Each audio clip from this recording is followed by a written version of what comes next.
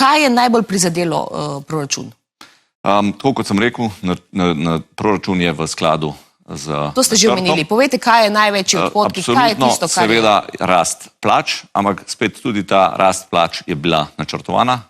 Lani smo izvedeli plačno reformo, del katere je tudi hitrejša rast v prvih letih in kasnejša v naslednjih letih. Tako da to je posamično največji vpliv na proračuno. Sicer pa seveda še zmerom, tako kot že nekaj časa, rast predvsem stroškov za pokojnine in za zdravstvo. Investicije za obrambo, kakšne investicije so šle letos, kam bodo šle še?